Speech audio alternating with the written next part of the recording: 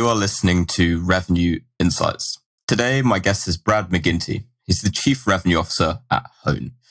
Brad has spent his career leading early-stage software sales and marketing teams and has participated in funding rounds of over $110 million across 10 different rounds, having fulfilled the role of CRO, VP of Sales, co-founder, and board member.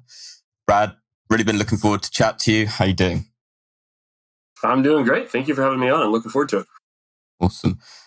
Well, I kind of feel like I've scratched the surface with the introduction there. I know you've got a ton of experience, particularly in early stage software sales. So for the audience that are listening, could you give a bit more context on your story and how you got to where you are?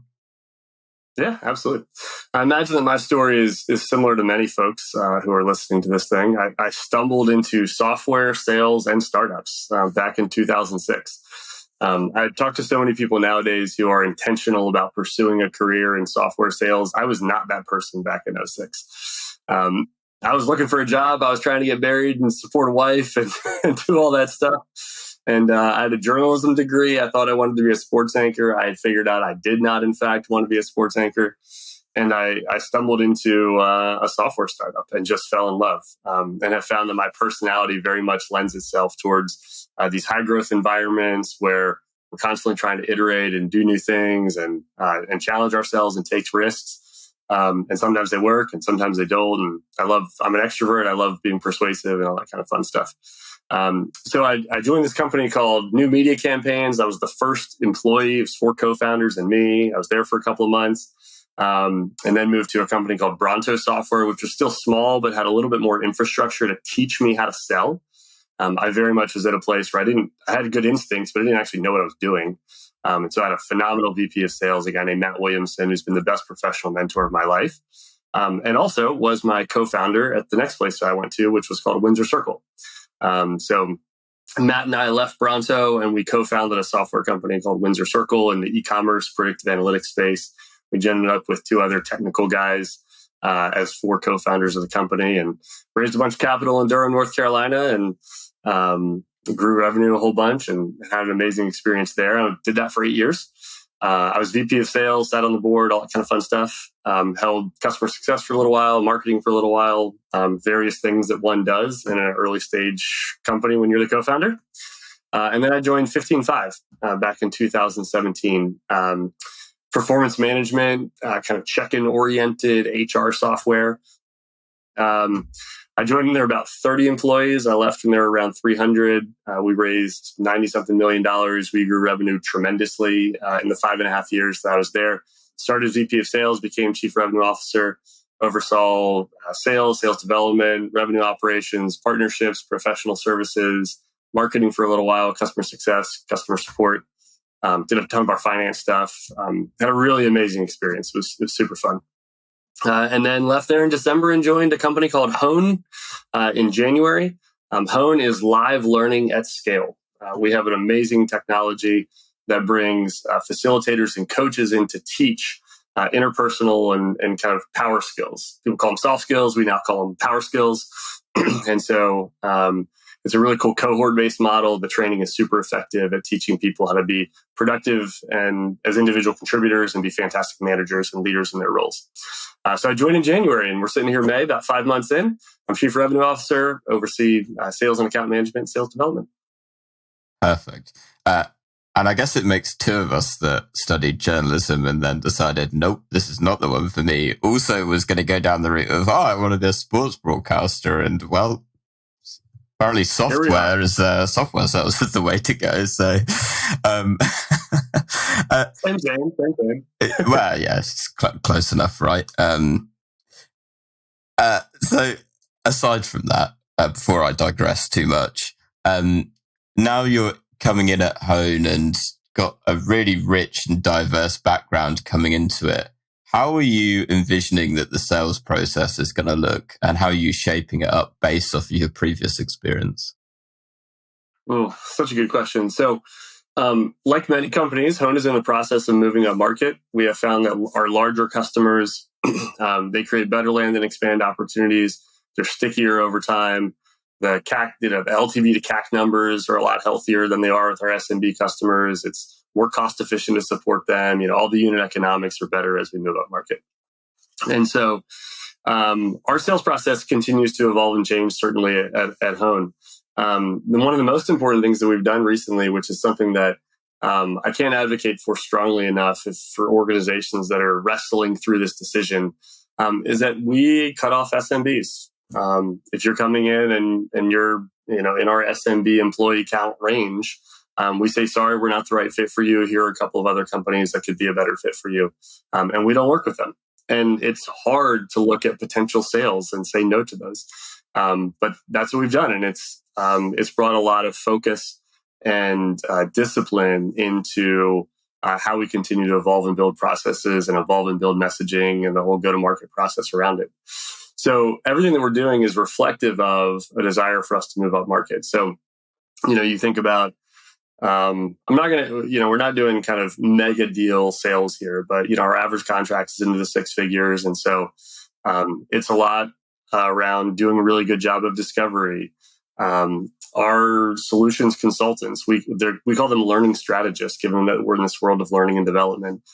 They play a very consultative role. They're not demo jockeys. Like, they're understanding the customer's, current learning landscape and how they want to improve that and what the competencies are that they're trying to develop in their team. And they're being very thoughtful and prescriptive. And it's not a super salesy conversation, because our customers want an advisor. They want a consultant who can partner with them and help them drive towards business outcomes. And so our sales account executives are doing a good job of evolving into that process. But it certainly looks different, and it requires a good deal of discipline and kind of cross-functional coordination as you get different roles involved in that process. Amazing. And through kind of the research that I've done, I know that you're overseeing, obviously, not just the sales function and the wider go-to-market function, but as part of that, you've got enablement and operations. So could you speak to, I guess, how you've got those different departments working together and ultimately how you're looking to get them to play off each other as you evolve your process? Yeah, absolutely. So as we all know, enablement and sales operations are in this kind of split personality role of having to be kind of service and support functions to everything that's happening across go-to-market, while simultaneously being strategic thinkers who are helping to design and shape the strategy. So there's a little bit of tension there that those folks in enablement and sales operations have to follow. And so what we try to do is, at the beginning of our planning period, just step aside and say, okay, what do we need to do as we're trying to go sell? Like, we're trying to move up market. How do we need to reshape processes? How does messaging need to change? Do we need to be doing more on-sites? What does the data say about our conversion rates down the funnel? And so the goal is to step first and look at the data and understand the places of inefficiency and the places of bottlenecks in our processes, and look at this together as enablement, sales ops, sales development leadership, and sales leadership. So across these different functions, and understand what's happening in the new customer acquisition journey. And then from there, design our plans. And we do this collectively as a group to understand what it is that we need to go do as we build out the OKRs. And so then a lot of where operations and enablement is stepping in to say, okay, well, here's the role that I need to play to support this initiative. That might be kind of a sales development owned initiative or a sales owned initiative, but they're not going to be successful doing that unless we play our part of delivery there. So, and then we got, a Monday meeting where we all come together and, it's a little bit of a status update, OKR update kind of conversation, go through each OKR. What are we on track? Are we off track? Where do we need cross-functional help to get this stuff done? And then I think it's really important to set a set of common, measurement objectives, right? So, sales operations, revenue enablement, they should be held accountable to revenue. And so we're all driving towards, this similar set of metrics and KPIs. And was that, was the OKR system that you mentioned something that existed beforehand, or is it something that you brought in after joining? Yeah, that's a great question. So Hone has been doing OKRs for a long time. At 15.5, where I was previously, we followed OKRs. At Windsor Circle, we didn't quite do OKRs, but we did a program that was pretty similar through Entrepreneur's Operating System, or EOS, for folks who might know that. The book's called Traction, phenomenal book that I do highly recommend. So the methodology has been similar, but the place where I have made a change at Hone, and we've been through kind of now 2 planning cycles as I've been here for 5 months at Hone, or 4 months actually at Hone, 4.5. So we've been through 2 planning cycles, and what we were able to implement for the second planning cycle is this kind of extra layer of OKR planning in the cascading nature of what we do with OKR. So at so many companies, you've got your company-wide OKRs, and then we immediately go down to the department level. And I think what gets missing in this world of go-to-market that you and I play in is we just kind of call them the revenue organization or the go-to-market organization OKRs. And so we want to stop and say, okay, across the whole go-to-market engine, marketing to sales to customer success to renewals and account management, what do we need to improve? And there we set a set of OKRs. Those OKRs, of course, have to support the company OKRs, but it's important that those are established before we're setting department level objectives. Because what's happening in marketing and sales, and part of the way we end up with marketing and sales being unaligned, is what we commonly do is we set a bunch of sales objectives, we set a bunch of marketing objectives, and they're designed to support the company objectives, but we haven't stopped and said, okay, well, across the whole go-to-market process and across the whole customer journey, what are the things that we need to improve? And those things are, if you're doing them right, they're almost always cross-functional in nature. And so before we start to fill up the jar with a bunch of sales development and sales and account management and marketing based objectives, get these go-to-market objectives locked in, understand the RACI, who the owners are for these different things, the prioritization level of these things, and then from there step down into the department level stuff. So if you look at my objectives right now for my sales team, the only objective that they have that exists outside of the go-to-market objectives is one on some sales training. There's a set of specific things that kind of don't relate to marketing, and they don't relate to sales development, they don't relate to customer success that they're doing there. But everything else that they're working on, all of their capacity was taken up by these go-to-market objectives that they needed to contribute towards. So I just think that that's this layer that always gets missing that is so critical to creating really efficient go-to-market engines. What would you say, and I appreciate it's very going to be very business specific, but what would you say have been perhaps some of the more effective kind of objectives that you've set that have really brought teams together? It's a good question. Lee went off script, everybody. I love throwing a curveball. What makes these things fun, right? Yeah. Really effective objectives. So, this would be classic, but I think it is really critical, which is the auditing of messaging and positioning work to understand, okay, what are our differentiators? I think oftentimes we get caught up in the world of differentiators against specific vendors.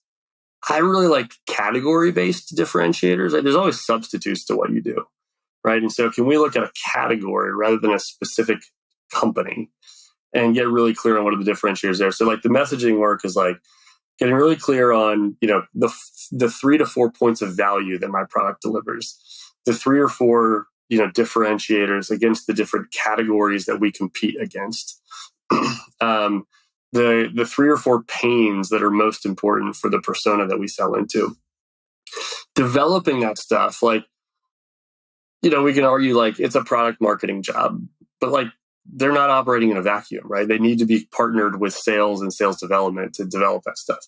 And so we do that kind of work and we get really crystallized on it. And then enablement has to step in and do a ton of training reinforcement. When you were in school, Lee, you were taught stuff in the classroom, you did homework assignments around it, and then you were tested. You sat down for a graded test or quiz to really understand that you learned the knowledge. What we do today is we have people sit through a 25-minute webinar, basically. It's our own internal stuff, but it's a webinar basically. We chuck a bunch of PowerPoint slides up. Then we put our PowerPoint deck into a wiki, and we're cool, we've trained them. They're good now. Yeah. It's like, that's not how it works, right? So enablement steps in to deliver the training, and obviously in partnership with sales leadership and product marketing, and ensure that people actually know and have memorized and studied the information. Like, I build flashcards for myself, just like my 8th grader does when she's studying for a biology test. And so then the next step is like auditing. Like, can we audit cadences or sequences that sales development is sending out? Like, can we go back and look at our intro call decks and our demo decks and make sure that they're really aligned? So you say, like, what are some of the good ones? That's not one that you're going to do on an every quarter basis, but like, you should be doing that at least annually to reassess this stuff. Yeah, absolutely. And well, I appreciate I threw a curveball, but it's a really good point and often gets overlooked as well, right? But because it's something, it's the messaging that marketing typically owns, but how often does marketing create it and then just sort of lob it over the fence and go, here you go, enjoy, and then and appreciate maybe tarring was folks with the same brush, but on sales it's like, well, yep, this is what I've got, and now I'm just going to run with that without really thinking, why the hell am I saying this? Well, yeah, what oftentimes happens, and this is a real thing, right? Like, we want to create this kind of standardized messaging, and we theoretically want people to like say the scripts, and we don't want it to sound too marketing, like you're reading the script. But what a very real thing happens for individual people is that they learn to talk about their companies in ways that are very unique and personalized to them. And so we all recognize that nobody's going to just like follow and repeat the script every time. Fine. But we've got to get really clear that people have memorized the talking points. Like, give me the bullets, and really make sure that people know the bullets. And then the way in which they incorporate those bullets into what they're going to say matters a lot. But people need to have some flexibility and autonomy. And it's super common that enablement, product management, product marketing are all frustrated. Like, people are going off script. People are going off script. It's like, well, duh. Like, they're human beings. Of course, they're going off script. And I've found this when writing scripts for sales development and trying to write it where it's like, oh yeah, but they could just take off in this direction, and the thought that your sales development rep is going to look at it and go, well, they've gone off script. I mean, that's it. I've got nothing, right? It's natural that instinct would come in at that point, and so I find it's almost to your point, it's far more valuable having those pointers almost as guardrails, but ultimately allowing you to own what it looks like within those guardrails. Yeah, absolutely. It's very much about guardrails. Like, let me give you some frameworks to think about it. And then the reason I've hired you into this company is because I trust you. Like, I think that you have the capability to be great at this, or you already are great at this. Like, I don't want to cut you off at the knees in terms of bringing your own intellect and your own judgment into the conversation that you're in right now. But like, let me give you the guardrails to kind of keep you on track and make sure that you're not, overselling or underselling or using ineffective messaging. But at the same time, like, I got to give you some autonomy to be the vibrant, smart, capable person that you are. Yeah, exactly. Brad, I want to bring us back to something that you were talking about earlier when you were looking at your funnel, like across the whole, and looking for the areas that you want to improve. And what sprung out that I'm quite interested in, and I appreciate you've been there, four and a half, going on 5 months now. What's one area that through looking at the data that you've seen and gone, oh God, that's a real hole for us right now. And even though you may not have necessarily got to the answer of it, how are you trying to solve it at the minute? Yeah. So I'll give you two answers to this one. For us at Hone, the big opportunity for us to improve is around discovery. It's so foundational to everything that happens, especially in an enterprise sale, where you are more consultative and you are really selling solutions and not features. You can skip those things when it is a very straightforward, simple product offering, solving a point solution, solving a point problem. That stuff can kind of work.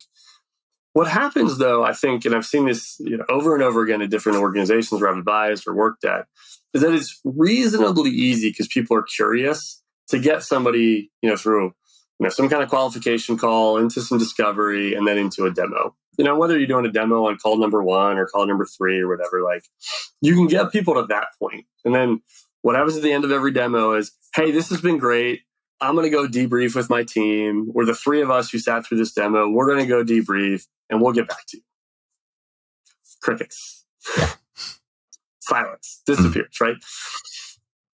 And so, obviously, there's things that we do at the beginning of that call, right? We name, okay, 3 potential outcomes from this demo, right? And I want you to be as clear as you can be when we get to the end of this thing 45 minutes from now, right? You've looked at it. We're not a fit. Just tell me. Yep. Like, don't just disappear on me. Like, just tell me that we're not a fit for what you need. You won't hurt my feelings. The second one is that you're going to say, this is amazing. Send me the order form. This is exactly what we're looking for. And then the third outcome is that you're going to go, oh, this is kind of interesting. I'm not quite sure. We need to debrief as a team. That's probably the most likely outcome because I've been doing those a lot and that's human nature. So that's fine. But let's go ahead and get that scheduled so that we can actually come back and get some clarity on where you are. Because the next step for us is to build a proposal and to give you more clarity on exactly what we're going to do and how much it's going to cost. But let's not have this thing just, drag on for months with you, having disappeared because you're too scared to hurt my feelings and tell me no. So much of what you're doing is you're setting the table for that, in your first call and your second call at the beginning of that demo call. And then when you come back to it, and of course, make sure you leave time at the end of your call to close well. We finish our demo with 90 seconds to go. We're like, now can we schedule the next call? It's like, manage the clock. You're the account executive here. Manage the clock, please. And so we come back to that and people have an understanding of what to expect. And hopefully you've done a good job of setting up that upfront contract. So there's a lot of training that happens there. We need to role play that conversation with our account executives repeatedly. And what is really important is that your account executive needs to be able to close for a very clear and definitive next step after that stage. It can't be vague. It can't be, well, maybe we could do this, or maybe we could do this, or maybe we could do this. Like, let's just have a debrief call, right? It needs to be the step after this is that we're going to have this meeting. It's going to deliver this value to you with these outcomes. And that's the next step of this process. The person can argue and say that that's not what they want to do. Fine. But you have to control the conversation and lead this dance and be very definitive and clear, because that's what continues to keep your customer engaged.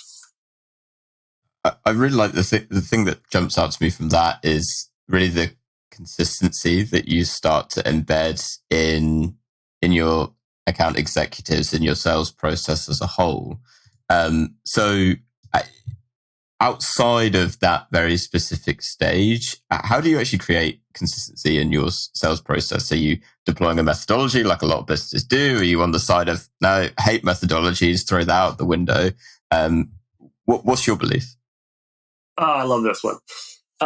It all starts with the opportunity stages being really clearly defined with entry and exit criteria. Like, you need to have a place where you've written down stage 1, stage 2, stage 3, stage 4, what you're doing in that stage, and what has to have happened in the past tense. It has to have happened before you can move your deal to the next stage. And I understand that there's 2 parts to that. Like, there's one, like, there's real life, what's actually happening in the customer conversations, and the fact that you're doing elements of call 4 and call 1 and all that kind of stuff. Fine. But what's happening in your CRM in terms of how you're moving a deal from stage to stage has to follow this process. And as much as I want every account executive to inspect every single deal and follow this religiously, they're not going to. And the key linchpin in here is the sales manager. The frontline sales manager has to be the person who is policing this and driving the accountability. Can't be the VP. It's not the CRO. I want it to be the sales rep, but it's not real life. It has to be the sales manager who's inspecting the deals and going, you have this thing at proposal stage. Let's ensure that you've done the other steps before proposal stage to ensure that we're there. When this is driven home in one-on-ones every single week during pipeline review, that's when you start to get the reps actually following the consistent process. The most important thing that a board wants, that the CEO wants, that the CRO wants, is to hit forecast. in a weird, like, I don't know, it's 1A, 1B kind of thing. Like, sure, hit the goals, great. But if I walk into a board meeting and I've exceeded my goals and I've missed my forecast, okay, fine. They're going to be annoyed with me for missing forecast, but they're going to be happy that I hit goal. But certainly if you miss goal, you better damn well hit forecast.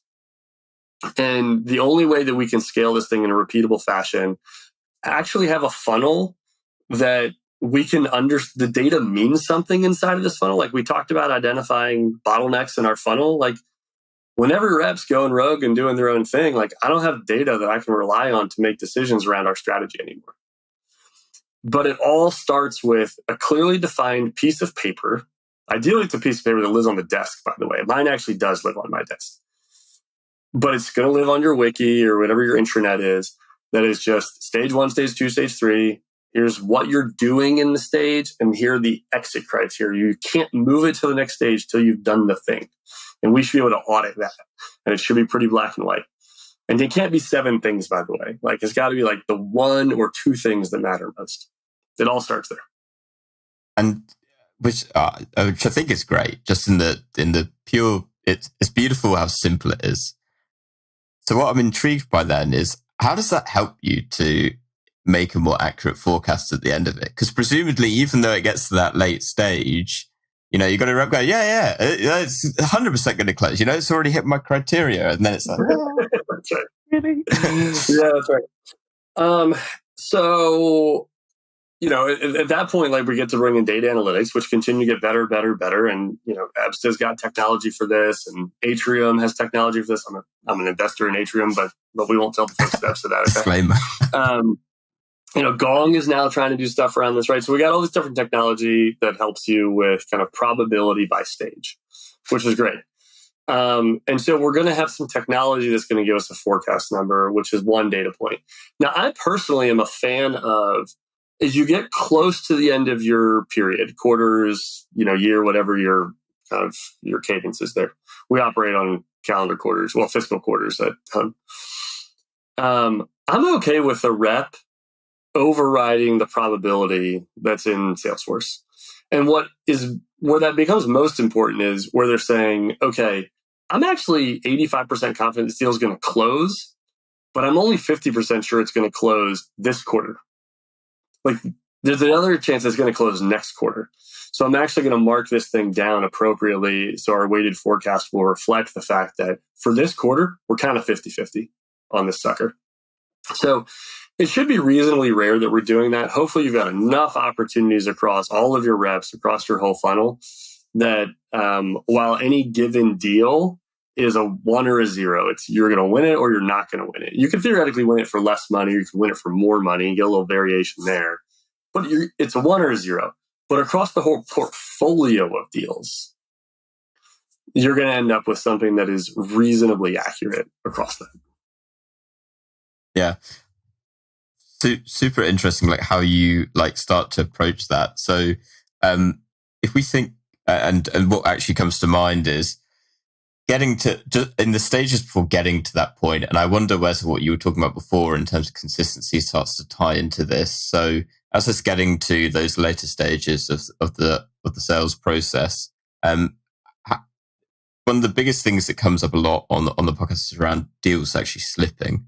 And how do you approach either preventing that, reducing that? How do you approach that problem? Yeah. So let's talk MEDDPICC for a second. MEDDPICC. I do not believe that MEDDPICC or MEDDPICC is a sales methodology. I love it, but it's not a methodology. It's a checklist to audit your deal. And the best thing that gives you is clarity into reality.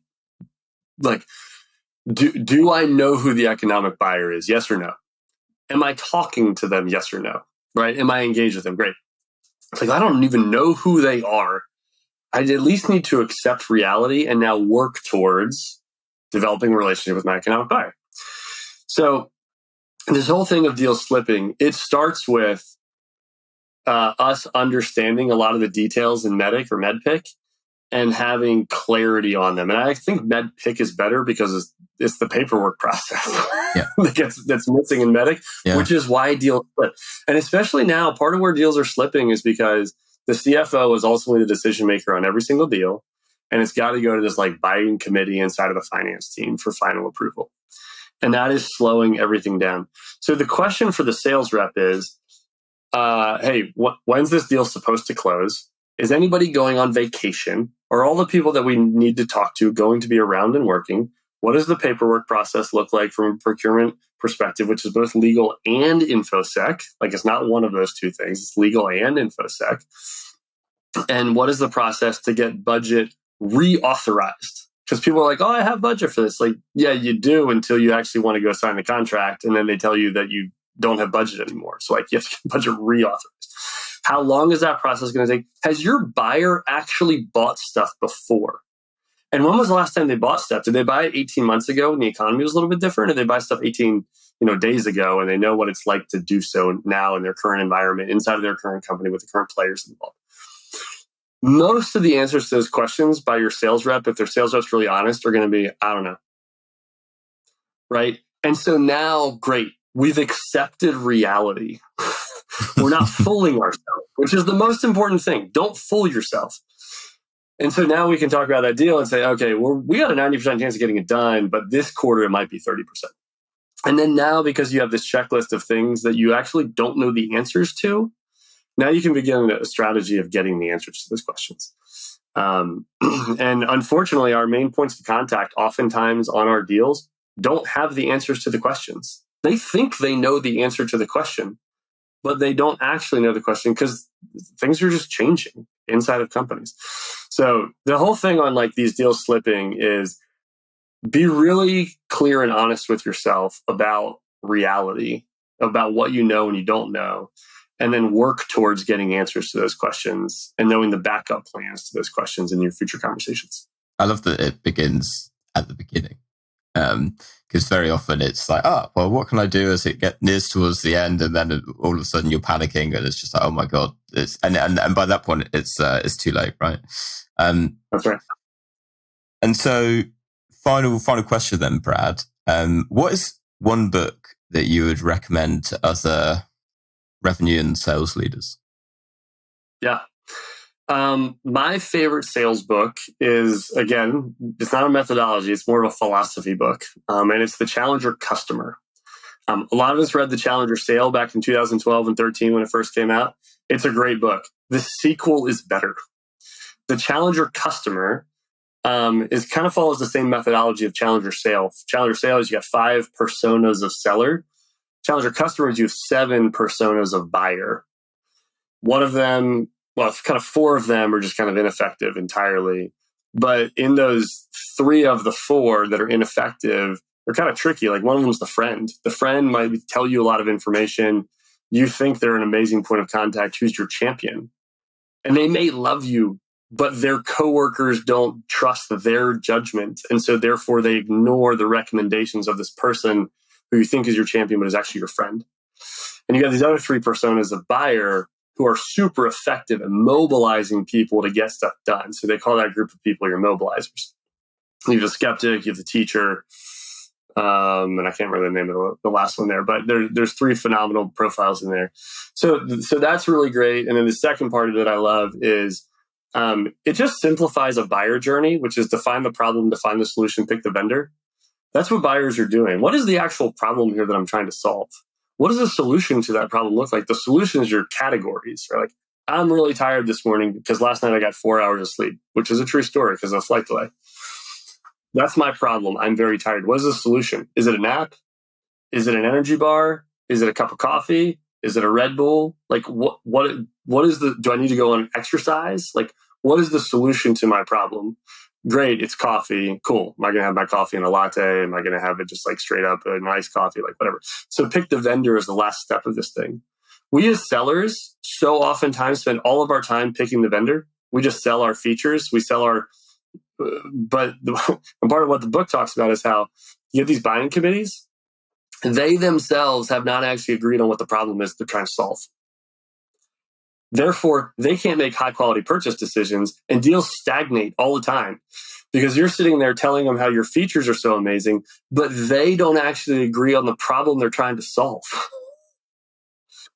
And so you as a seller have to go backwards and teach your mobilizer to get this whole buying committee to stop and step back and say, what is the problem that we're actually trying to solve for here? And then you can move into, okay, great. What is the solution to that problem?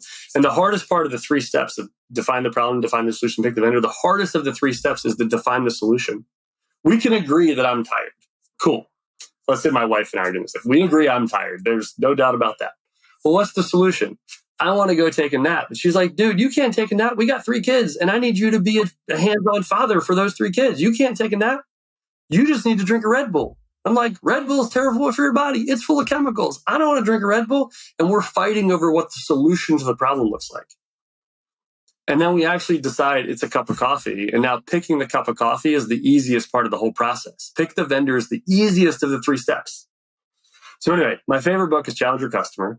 And it's because it clarifies this process, and it helps you to develop messaging and content and sales talk tracks and a mindset for your seller that takes them backwards in the process to defining the problem, because your buyers haven't actually agreed on what the problem is. So you're in there like, look at my amazing feature set, and deals die because the customer hasn't agreed on the problem, let alone the solution. I love that. So, soapbox, but I love it. Maybe just buy all of the above to solve the tiredness. That's right. Brad, it's been an absolute pleasure having you on. Last thing before we go, for anyone listening, if they've got any questions or want to connect, where can they find you? Best place to be LinkedIn. Turns out I'm like the only Brad McGinity on the internet. And so linkedin.com/McGinity. There it is. Don't forget that second I. It is hiding out there. But Brad McGinity on LinkedIn. And would love to chat and keep the dialogue going online. Amazing. I'll put links down to that, as well as the Challenger Customer, and you mentioned Traction as well, down in the show notes below. Brad, thank you so much again for your time. It's been an absolute pleasure. And to everyone that's listened, we'll catch you next week. Thanks, Lee.